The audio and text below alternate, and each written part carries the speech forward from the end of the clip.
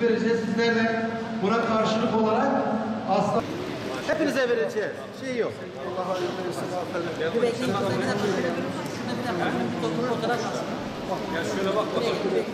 Hadi kızlar oturun siz. Oturun ekstra gelin. Şu tarafa gel.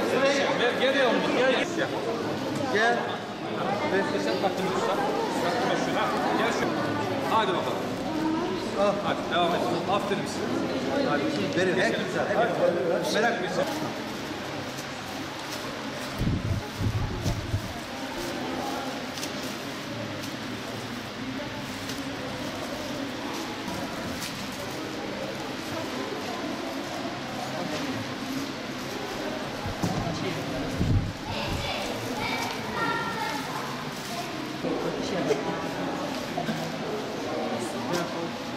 Said Nursi Camii etrafında bulunan okullarımızda eğitim gören yavrularımız için, ihtiyaç sahibi yavrularımız için okulumuzun yöneticileri ve mahallemizdeki bu camimizin dün görevlerinin beraberce gerçekleştirdikleri bir proje kapsamında ihtiyaç sahibi yavrularımız okul kıyafetiyle burada ödüllendirdiler, yardım edildi kendilerine.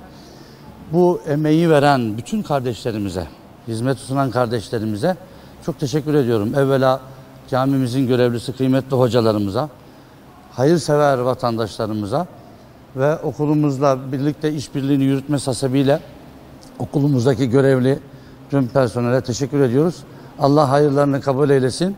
Bu tür hayırlara vesile olacak amelleri işlemeyi nasip eylesin inşallah diyorum ve kendilerine çok teşekkür ediyorum.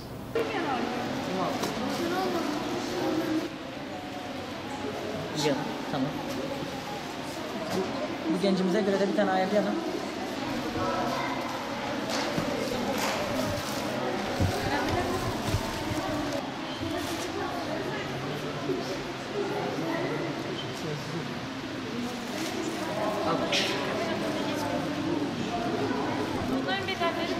Tamam.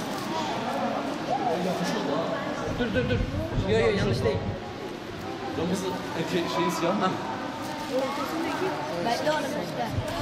Tabii. Çocuklar, bakın buradan aldım. Buradan aldım. Hepsi